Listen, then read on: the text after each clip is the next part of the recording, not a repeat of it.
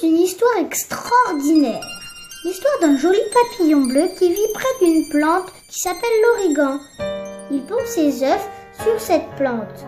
Une petite chenille sort de chaque œuf et mange les fleurs. Dans l'été, la chenille a peur de ne pas grandir assez vite pour devenir un papillon avant l'hiver. Heureusement, elle est très maligne. Elle descend par terre, elle fait des petits bruits comme les bébés fourmis, elle imite même leur odeur. Et quand une fourmi passe par là, elle l'emporte vite dans la fourmilière. La chenille se fait nourrir et passe tout l'hiver au chaud, jusqu'au printemps. Elle devient alors un joli papillon bleu qui s'envole. Mais les fourmis sont furieuses d'avoir été trompées.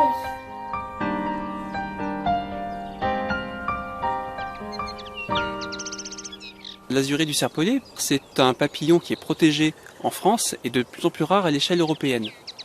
Et tout cela parce qu'il a un cycle de vie qui est quand même assez compliqué. Il a besoin de la présence de deux hôtes en particulier, une plante qui est l'origan et également une fourmi très particulière, très spécifique des milieux secs.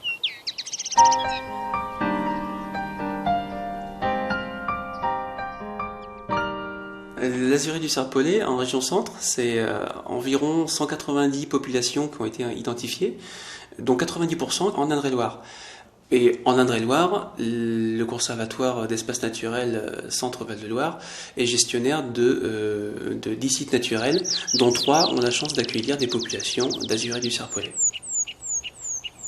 Donc, lorsqu'on se retrouve sur un site naturel où les populations sont très importantes, on doit d'abord s'assurer de bien connaître la population en place, c'est-à-dire d'étudier les effectifs qui sont présents et quelles sont ses possibilités de dispersion au sein du territoire, de façon à ensuite bien choisir la méthode de gestion des habitats naturels pour préserver cette espèce à long terme.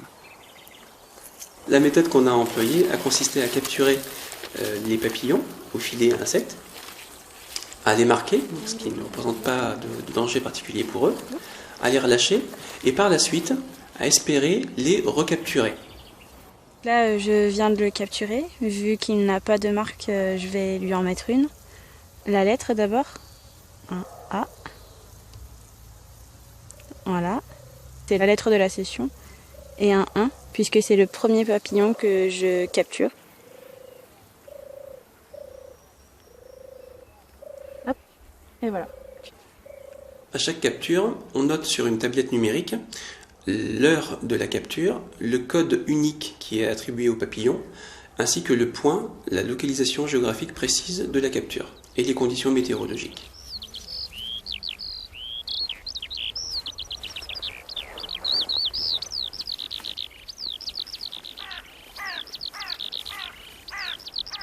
Voilà une recapture. Là, je l'ai dans mon filet, donc j'ai pas besoin de le manipuler. Je vais simplement le relâcher. Hop. Donc là, c'était une recapture. Donc je sélectionne le petit programme recapture. Je rentre le code avec la couleur qui correspond au site, la lettre qui correspond à la session et le chiffre qui correspond au papillon.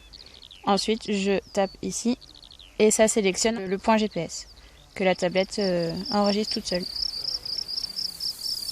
On s'est aperçu avec grand étonnement que le site naturel des Puys du Chinonnet, géré par le conservatoire, accueillait plus de 800 papillons. Donc, la zone d'étude principale se situe ici. Et grâce au relevé de la position géographique d'un papillon, on était capable d'estimer le trajet que ce papillon pouvait parcourir au cours de sa vie.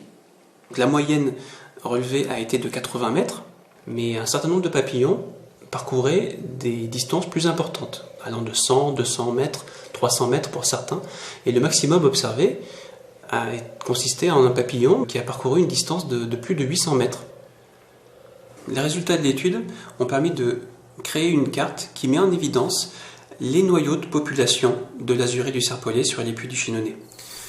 Et ce dont on s'aperçoit, c'est que ces différents noyaux sont plus ou moins éloignés les uns des autres.